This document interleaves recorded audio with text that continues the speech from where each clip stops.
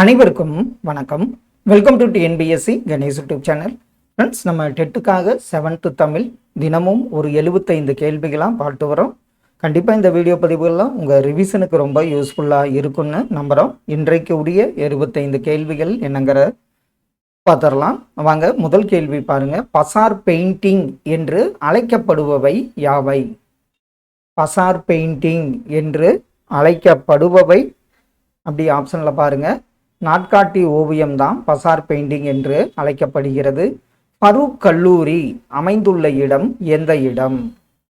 ஃபரூக் கல்லூரி அமைந்துள்ள இடம் ஆப்ஷனில் கேரளா என்பது சரி.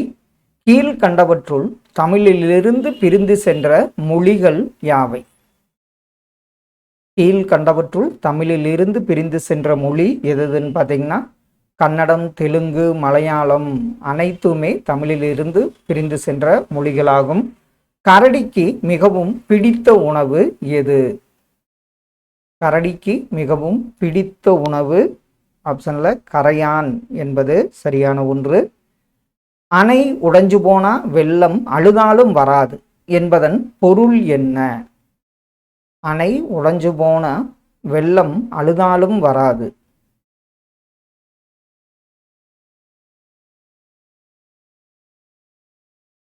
அதாவது அணை உடைஞ்சு போன வெள்ளம் அழுதாலும் வராது என்பதன் பொருள் பார்த்தீங்கன்னா கல்வி இல்லையெனில் முன்னேற முடியாது. இது நம்ம பழமொழி இல்லைன்னா சொலவடைன்னு சொல்லுவோம். அணை உடைஞ்சு போன வெள்ளம் அழுதாலும் வராது என்பதன் பொருள் கல்வி இல்லையெனில் முன்னேற முடியாது. வட்டிகை செய்தி என்று அழைக்கப்படுவது எது? ஆப்ஷனில் பாருங்க. வட்டிகை செய்தி என்று அழைக்கப்படுவது ஆப்ஷனில் ஓவியமாகும். சார்பெழுத்துக்களின் எண்ணிக்கை எவ்வளவு? சார்பெழுத்துக்களின் எண்ணிக்கை எவ்வளவு? 10. உயிர்மெய், ஆயுதம், உயிரிழபடை, ஒற்றளபடை, ஐகார குறுக்கம், அவ்வார குறுக்கம், ஆயுத குறுக்கம், குற்றியலுகரம், குற்றியல் லிகரம், மகர குறுக்கம், இதெல்லாம் 10 வகை சார்பெழுத்துக்கள். நெடில் எழுத்துக்களை குறிக்க எச்சாரியைகள் பயன்படும்? நெடில் எழுத்துக்களை குறிக்க நம்ம ஆயுத எழுத்துக்கு அகேனம், கேனம் அப்படின்னு பார்ப்போம். நெடில் எழுத்துக்களை குறிக்க கான் என்ற சாரியை பயன்படுகிறது. உழவர்களின் நலனுக்காக முத்துராமலிங்கர் மாநாடு நடத்திய இடம் எந்த இடம்? உழவர்களின் நலனுக்காக முத்துராமலிங்கர் மாநாடு நடத்திய இடம் ராஜபாளையம் என்பது சரியான ஒன்று. ஊடகங்களிலும் இலக்கியங்களிலும் பயன்படும் மொழி எந்த மொழி? அதாவது எந்த தமிழ் ஊடகங்களிலும் இலக்கியங்களிலும் பயன்படுகிறதுன்னு பார்த்தீங்கன்னா எழுத்து தமிழாகும். சரஸ்வதி நூலகம் எப்போது முதல், அதாவது எந்த ஆண்டு முதல் இயங்கி வருகிறது? சரஸ்வதி நூலகம் 1122ஆம் ஆண்டு முதல் இயங்கி வருகிறது. மனிதனின் முதல் இருப்பிடமாக இருந்தது என்ன? மனிதனின் முதல் இருப்பிடமாக இருந்தது காடாகும். காட்டின் வளத்தை குறிக்கும் குறியீடு என்று அழைக்கப்படும் விலங்கு எந்த விலங்கு? காட்டின் வளத்தை குறிக்கும் குறியீடு என்று அழைக்கப்படும் விலங்கு ஆன்சர் சரிதான், புலி என்பதாகும். பாண்டிய நாட்டின் எப்பொருள் உலக புகழ் பெற்றது? பாண்டிய நாடுனாவே ஞாபகம் வந்துடும், முத்து தான் உலக புகழ் பெற்றதாக இருந்தது. முத்துராமலிங்க தேவர் முதலில் உரையாற்றிய இடம் எந்த இடம்? தேவர் அவர்கள் உரையாற்றிய இடம் பார்த்தீங்கன்னா சாயல்குடி என்ற இடத்தில் உரையாற்றினார். காயிதே மில்லத் போன்ற தலைவர் கிடைப்பது அரிது என்று கூறியவர் யார்? காயிதே மில்லத் போன்ற தலைவர் கிடைப்பது அரிது என்று கூறியவர் தந்தை பெரியார் அவர்கள். கூலம் என்பது என்ன? கூலம் என்பது எதை குறிக்கும்னு பாருங்க. ஆப்ஷன்ல தானியம் என பொருள்படும். கீழ்கண்டவற்றுள் எது இரட்டை வழக்கு மொழி? இரட்டை வழக்கு மொழியாக உள்ளது நம்ம தமிழ் மொழியாகும். எதனை பிரித்தால் பொருள் தராது? இதுதான் முதல் டிஃபரன்ஸ், அதாவது அடுக்கு தொடருக்கும் இரட்டை கிளவிக்கும். இதில் எதனை பிரித்தால் பொருள் தராதுன்னு பார்த்தீங்கன்னா இரட்டையை கிளவியை பிரித்தால் பொருள் தராது. இப்போ சலசல அப்படின்னா இதை பிரித்தால் நம்மளுக்கு பொருள் தராது. ஒருவர் எல்லாருக்காகவும் எல்லாரும் ஒருவருக்காகவும் என்பது எவ்வகை நெறி? ஒருவர் எல்லாருக்காகவும் எல்லாரும் ஒருவருக்காகவும் என்பது அது எந்த நெறின்னு பார்த்தீங்கன்னா பொதுவுடைமை நெறியாகும். விவசாயிகளின் துயர் துடைக்க முத்துராமலிங்கர் உருவாக்கிய சங்கம் என்ன சங்கம்? விவசாயிகளின் துயர் துடைக்க முத்துராமலிங்கர் உருவாக்கிய சங்கம் ஜமீன் விவசாயிகள் சங்கமாகும். உலகம் உண்ண உன் உடுத்த உடுப்பாய் என்று கூறியவர் யார்? உலகம் உண்ண உன் உடுத்த உடுப்பாய் என்றவர் பாரதிதாசன். அக்கசாலை எனப்படும் இடம் எந்த இடம்? அக்கசாலை என்று அழைக்கப்பட்ட இடம் பார்த்தீங்கன்னா நாணயங்கள் உருவாக்கும் இடம்தான் அக்கசாலை என்று அழைக்கப்பட்டது. அருளோசை அறிக அறிவியல் இதழ்களின் ஆசிரியர் யார்? அருளோசை அறிக அறிவியல் இதனுடைய ஆசிரியர் பார்த்தீங்கன்னா குன்றக்குடி அடிகளார் ஆவார். சொலவடைகள் என்பவை யாவை? சொலவடைகள் அப்படின்னா அது சிறு சிறு தொடர்கள், வட்டார வழக்கு, பேச்சு மொழி, இது அனைத்துமே சொலவடையை குறிக்கும். எந்த ஆற்றின் கரையில் நெல்லை அமைந்துள்ளது? எந்த ஆற்றின் கரையில் நெல்லை அமைந்துள்ளதுன்னு பார்த்தீங்கன்னா தாமிரபரணி ஆற்றின் கரையில் அமைந்துள்ளது. நாஞ்சில் நாட்டில் பிறந்து வளர்ந்த கவிஞர் யார்? நாஞ்சில் நாடுனா நமக்கு தெரியும் குமரி நாடு. குமரி நாட்டில் பிறந்து வளர்ந்த கவிஞர் கவிமணி அவர்கள்.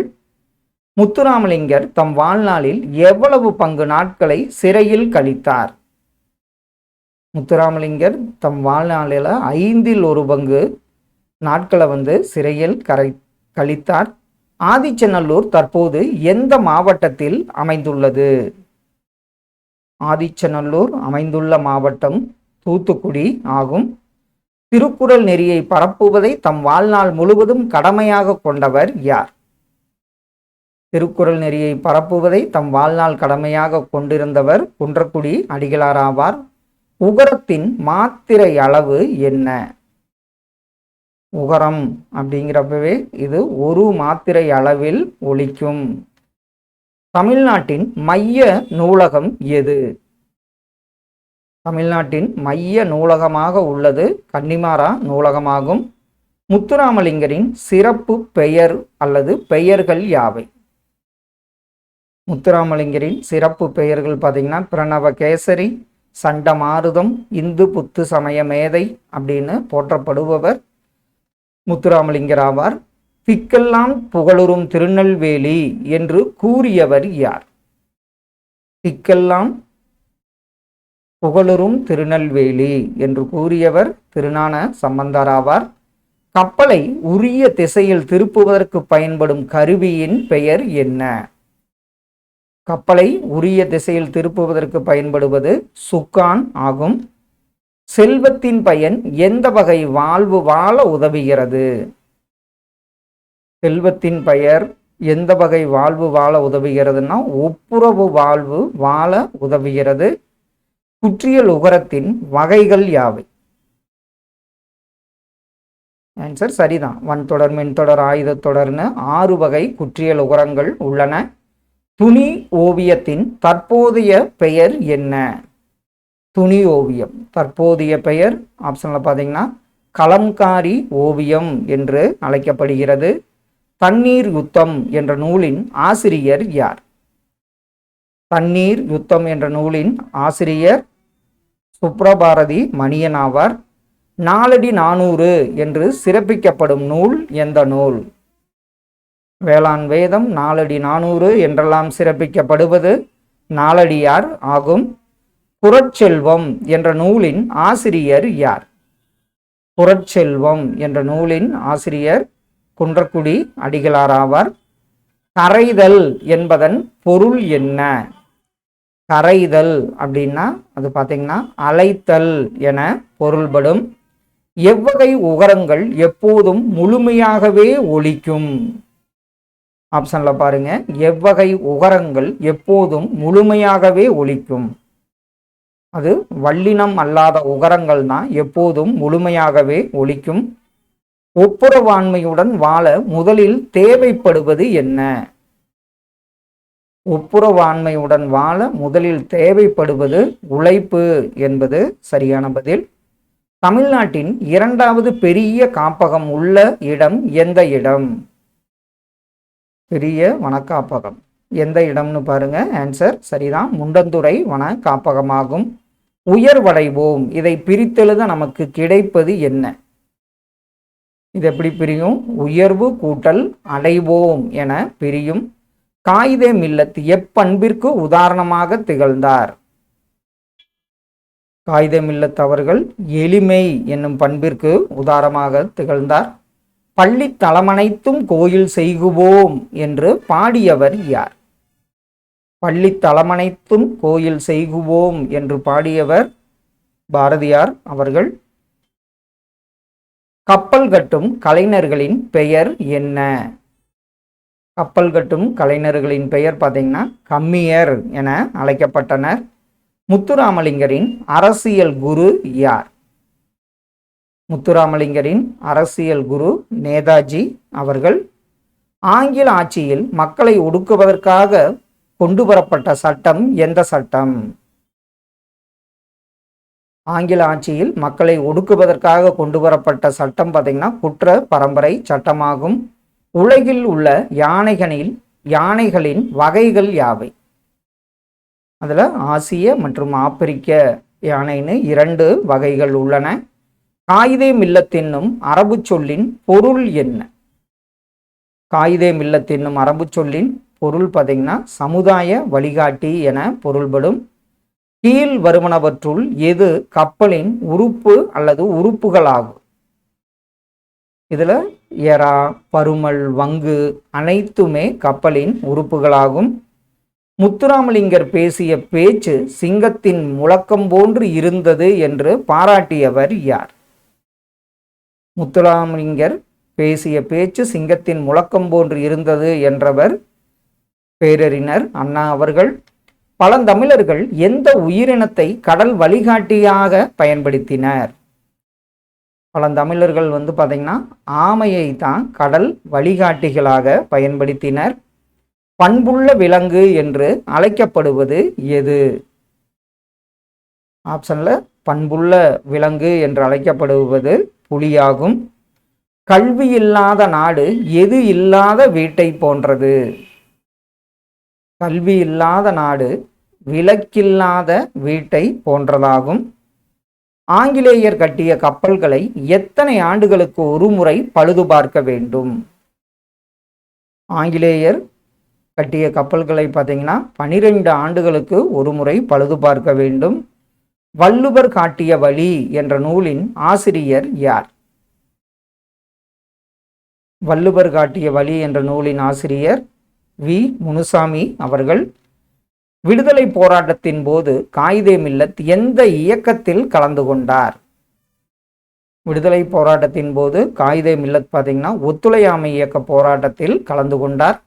காற்றின் திசையறிந்து கப்பல் செலுத்துவதை எந்த நூலில் வெண்ணி குயத்தியார் குறிப்பிடுகிறார்? காற்றின் திசையறிந்து கப்பல் செலுத்துவதை எந்த நூலில் வெண்ணி குயத்தியார் குறிப்பிடுகிறார்னு பார்த்தீங்கன்னா புறநானூறு நூலில் என்பது சரியான விடை.